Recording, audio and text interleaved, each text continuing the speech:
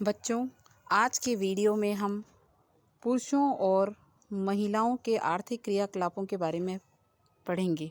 यानी पुरुषों का क्या काम है और महिलाओं का क्या काम था। ठीक है। विलास और सकल, इससे पूर्व हमने इन दोनों के बारे में एक कहानी के माध्यम से पिछले वीडियो में पढ़ा था और अंतर भी किया था। अब हम पढ़ते हैं पुरुषों और महिलाओं के आर्थिक क्रियाकलाप। विकास और सकल की तरह लोग विभिन्न क्रियाकलापों में संलग्न है। हमने देखा कि विलास जो है वो मछलियाँ बेचता था और सकल को एक फर्म में नौकरी मिल गई थी। विभिन्न क्रियाकलापों को 3 प्रमुख क्षेत्रकों में बांटा गया। ठीक है। 3 प्रमुख क्षेत्र कौन से हैं? प्राथमिक क्षेत्रक, द्वितीयक क्षेत्रक और तृतीयक क्षेत्रों में वर्गीकृत किया गया। मत्स्य पालन, इसके अलावा प्राथमिक क्षेत्रक में क्या क्या आता है? प्राथमिक क्षेत्रक में कृषि, वानिकी, पशुपालन, मत्स्य पालन, मुर्गी पालन, खनन और उत्खनन जैसी क्रियाएं प्राथमिक क्षेत्र में आती है। वहीं द्वितीय क्षेत्र में आता है आपका विनिर्माण कार्य और तृतीय क्षेत्र में आता है व्यापार, परिवहन, संचार, बैंकिंग, बीमा, शिक्षा, स्वास्थ्य, पर्यटन सेवाएं इत्यादि तृतीय क्षेत्र में शामिल किए जाते हैं।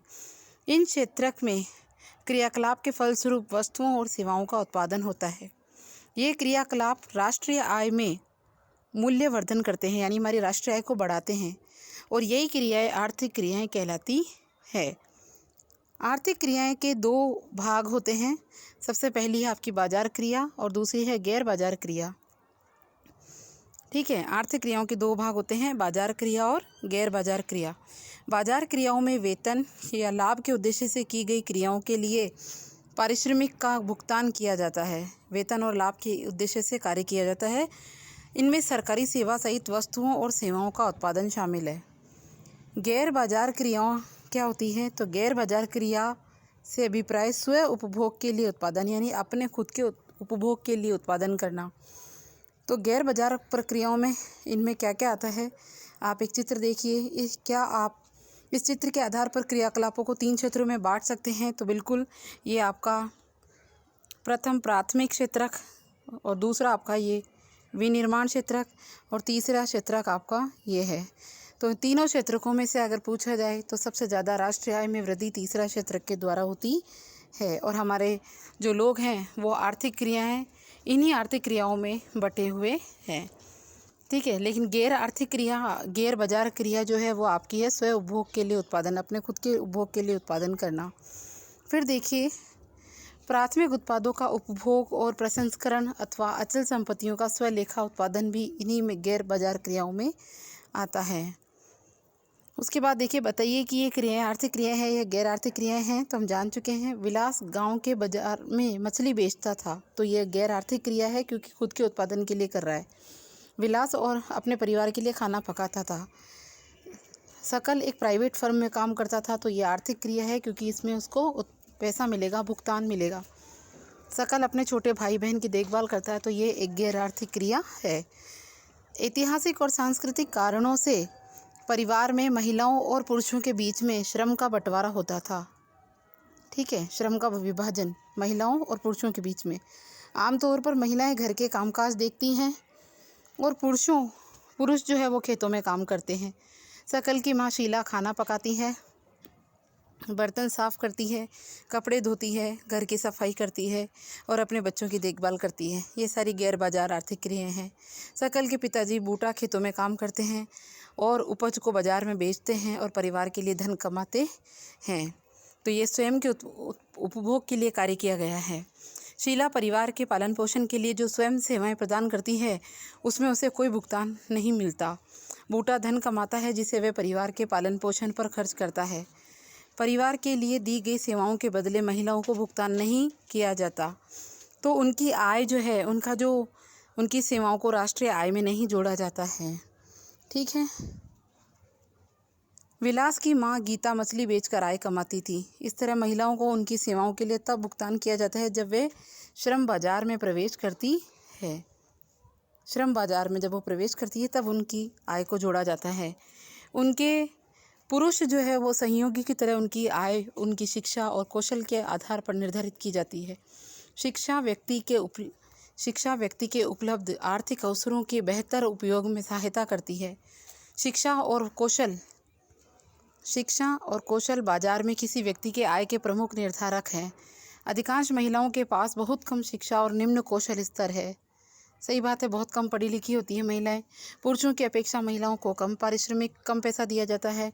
अधिकतर महिलाएं वहां काम करती हैं जहां नौकरी की सुरक्षा ही नहीं होती तथा कानूनी सुरक्षा का भी अभाव होता है। ऐसी जगह जैसे ईंट के भट्टे वगैरह होते हैं, इन पर काम करती है जहाँ जिंदगी की जोखिम होती है और सुरक्षा भी नहीं होती है।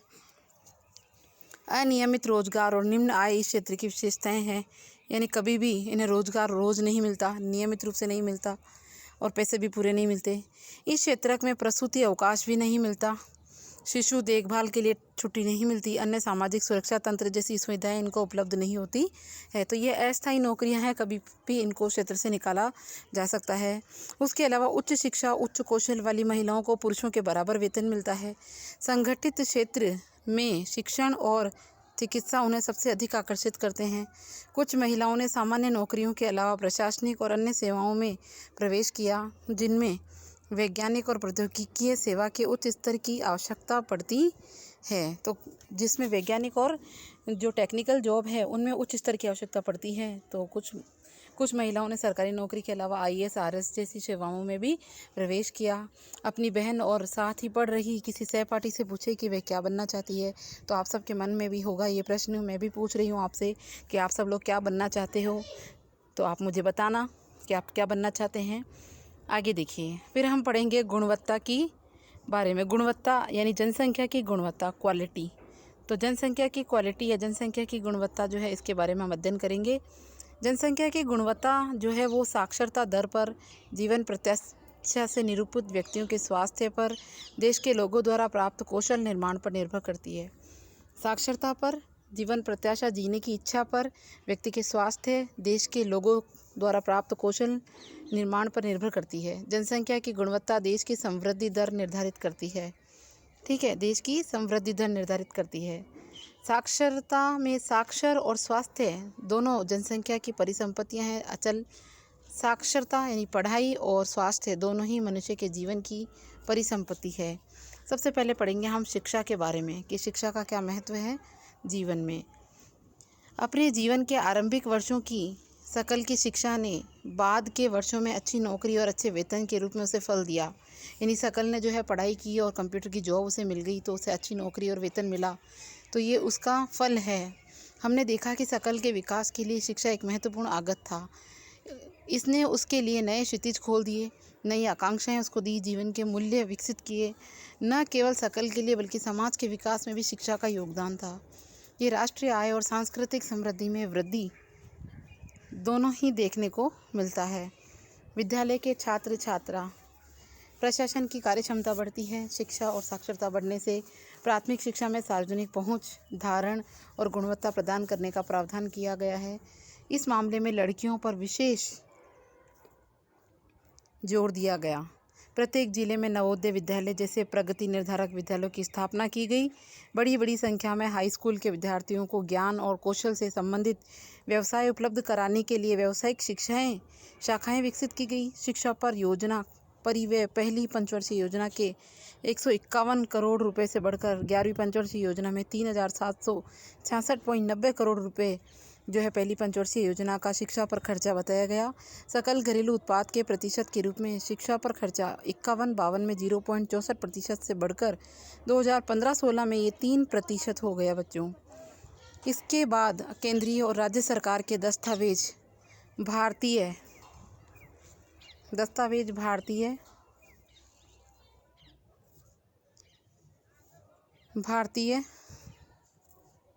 के बारे में हमने पढ़ा। ये व्यक्ति और सकारात्मक परिसंपत्ति के बारे में आप देख रहे हैं। व्यक्ति एक सकारात्मक परिसंपत्ति, एक कीमती राष्ट्रीय संसाधन है जिसे बड़ी सहजता से, गतिशीलता और सावधानीपूर्वक संजोने, पोषित करने, विकसित करने की आवश्यकता है। प्रत्येक व्यक्ति का विकास समस्याओं और आवश्यकताओं की एक भिन्न श्रृंखला है। इस जटिल गतिशील विकास प्रक्रिया में शिक्षा की उत्प्रेरक भूमिका को बहुत सावधानी से तैयार करना चाहिए। बड़ी संवेदनशीलता के साथ कार्य करना चाहिए। ठीक है, तो आपने ये, अब आप ये चित्र देखिए, आर्थिक सर्वेक्षण है जनसंख्या पर। 52 से लेके आप 2011 तक के आंकड़े इसमें दे रखे हैं पुरुषों के। और जो नीले रंग की डंडी है वो व्यक्ति की है, पुरुष जो है वो लाल, और महिलाएं जो है वो हरी डंडी के माध्यम से इसको दर्शाया गया है। 2001 का अध्ययन करें और इन प्रश्नों का उत्तर दें। क्या 2001 से जनसंख्या की साक्षरता बढ़ी है? तो जनसंख्या की साक्षरता 1951 से लगातार बढ़ी है। जी हाँ, बिल्कुल बढ़ी है। फिर उसके बाद किस वर्ष भारत में साक्षरता सर्वाधिक रही है? तो किस वर्ष रही है सर्वाधिक साक्षरता? आप जो है इस माध्यम से देख सकते हैं कि साक्षरता जो है वो 2011 तक बढ़ गई है। और पुरुषों में साक्षरता दर अधिक क्यों है? क्योंकि पुरुषों को पढ़ाने पर जोर दिया गया। महिलाएं घरेलू कार्य और घरेलू कार्यों में ही उनको रखा गया, इसीलिए महिलाएं जो कम पढ़ी हैं, कम शिक्षित हुई हैं। आप भारत के लोगों की साक्षर दर का परिकलन कैसे करेंगे? तो जो है 1000 पुरुषों में कितनी महिलाएं पढ़ी हैं और कितने पुरुष पढ़े हैं, इसके माध्यम से हम इसकी साक्षरता दर निकाल सकते हैं। 2020 में भारत की साक्षरता दर, आपका अनुमान, हमारी सरकार का यही लक्ष्य है कि हर गांव में, हर ज़िले में, सभी जगह सब लोग पढ़ें लिखें और आगे बढ़ें। तो 100% पूर्वानुमान करने की प्रयास है। ठीक है, इसके बाद आप देखिए कि भारतीय रिजर्व बैंक के बारे में बात करते हैं हम। केंद्र सरकार और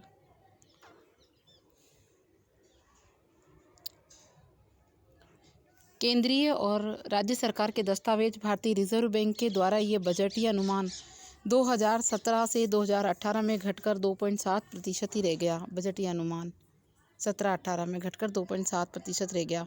साक्षरता दर 1951 के 18% से बढ़कर 2011 में 74% साक्षरता दर बढ़ चुकी है। साक्षरता प्रत्येक नागरिक का न केवल अधिकार है, बल्कि नागरिकों द्वारा अपने कर्तव्यों का ठीक प्रकार से पालन करने तथा अपने अधिकारों का ठीक प्रकार से लाभ उठाने के लिए अनिवार्य भी है।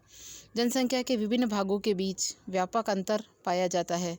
महिलाओं की अपेक्षा पुरुषों में साक्षरता दर करीब 16.6% अधिक है। ग्रामीण क्षेत्रों की अपेक्षा नगरीय क्षेत्रों में साक्षरता 16% अधिक है। वर्ष 2011 केरल के कुछ जिलों में साक्षरता दर 94% है, जबकि बिहार की अगर हम बात करें तो 62% ही है। तो 13-14 में प्राथमिक स्कूल प्रणाली भारत के 8.58 लाख से भी अधिक गाँवों में फैली है। स्कूल शिक्षा के इस विस्तार को शिक्षा के निम्न स्तर और पढ़ाई के बीच में छोड़ देने की उच्च दर ने कमज़ोर कर दिया। आपने ये बात सुन रखी है। 6 से 14 वर्ष के आयु वाले सभी बच्चों को स्कूल जाना अनिवार्य है। 2010 तक प्राथमिक शिक्षा प्रदान करने की दिशा में सर्व शिक्षा अभियान के बारे में आप जानते हैं। तो 6 से 14 वर्ष के बच्चों के लिए जो है प्राथमिक शिक्षा प्राप्त करने के लिए सर्व शिक्षा अभियान चलाया जा रहा है। राज्यों, स्थानीय सरकारों, प्राथमिक शिक्षा सार्वभौमिक लक्ष्य प्राथमिक शिक्षा प्राप्त करने का लक्ष्य है। समुदाय की सहभागिता के साथ मिलकर केंद्र सरकार की ये पहल है कि सभी पढ़ें और सभी बढ़ें। साथ ही प्राथमिक शिक्षा में नामांकन बढ़ाने के लिए सेतु पाठ्यक्रम और स्कूल लोटो शिविर प्रारंभ किए गए ताकि नामांकन बढ़े।